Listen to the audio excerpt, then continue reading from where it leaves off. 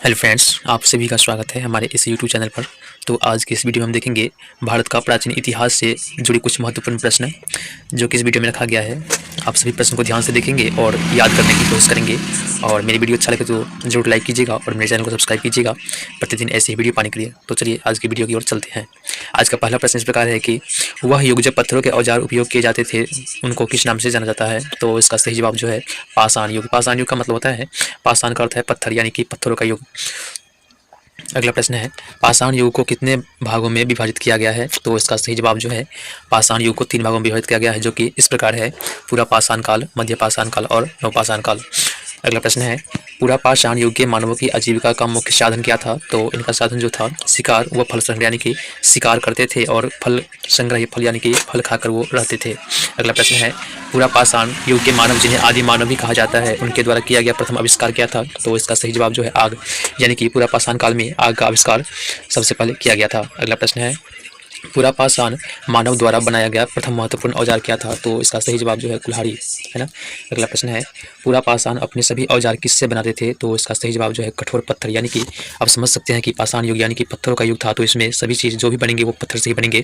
तो पूरा पाषाण मानव अपने सभी औजार कठोर पत्थर से ही बनाते थे। अगला प्रश्न है, पूरा पाषाण युग के शैल चित्रों में सर्वाधिक चित्रांकन किसका हुआ है? तो इसका सही जवाब जो है पशुओं का, यानी कि पूरा पाषाण युग में पत्थरों पर बड़े बड़े शिलाओं पर यानी कि चट्टानों पर पशुओं का चित्र ये लोग बनाते थे। अगला प्रश्न है, भारत में नवपाषाण युग ईसा पूर्व किन वर्षों के बीच माना गया है? तो इसका सही जवाब जो है 4000 से 2000 ईसा पूर्व। ईसा पूर्व का मतलब होता है ईसा मसीह थे, ईसा मसीह के जन्म के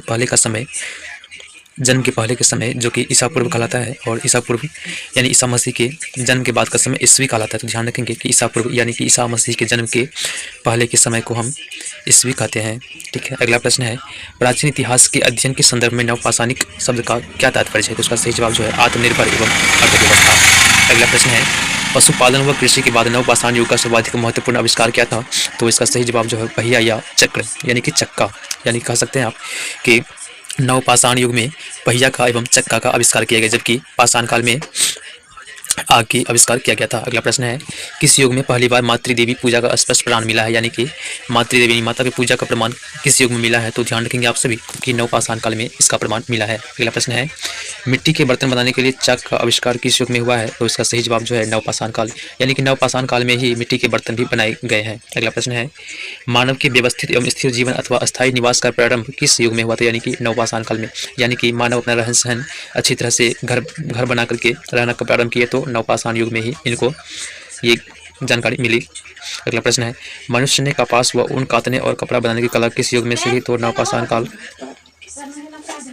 नवपाषाण युग में। अगला प्रश्न है, तांबे की खोज मानव ने किस युग में की? इसको कहते हैं हम मध्य पाषाण, यानी कि पाषाण काल और नवपाषाण काल के बीच का समय जो कि मध्य पाषाण काल कहलाता है। तो तांबे की खोज जो कि मध्य पाषाण काल में हुआ था, आग का आविष्कार पूर्व पाषाण काल में हुआ था, और तांबे की खोज जो कि मध्य पाषाण काल में हुई है। अगला प्रश्न है, मानव ने सबसे पहले किन अनाजों की फसल खेती शुरू की? तो गेहूं एवं जौ, यानी कि मानव ने सबसे पहले खेती करना शुरू किया और वो फसल था गेहूं और जौ। अगला प्रश्न है, आदि मानव ने सबसे पहले किस पशु को पालतू बनाया?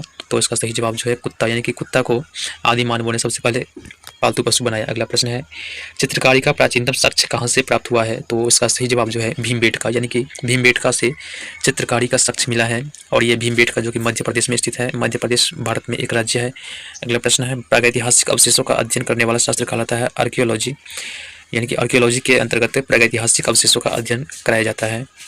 अगला प्रश्न है, मानव ने सबसे पहले किस धातु की खोज और उसके बाद उसका प्रयोग किया था? तो इसका सही जवाब जो है तांबा, यानी कि सबसे पहले धातु की खोज तांबा का हुआ था और इसका प्रयोग भी तांबे हुआ था।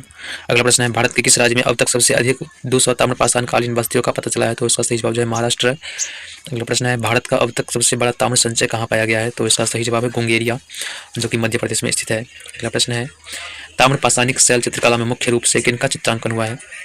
तो इसका सही जवाब जो है पशुओं का। तो आज की वीडियो में बस इतना ही। आप सभी को वीडियो अच्छा लगे तो लाइक जरूर कीजिएगा, चैनल को सब्सक्राइब कीजिए। इससे आगे प्रश्न को हम कल की वीडियो में जरूर लाएंगे। आप सभी वीडियो के साथ जरूर बने रहें। धन्यवाद।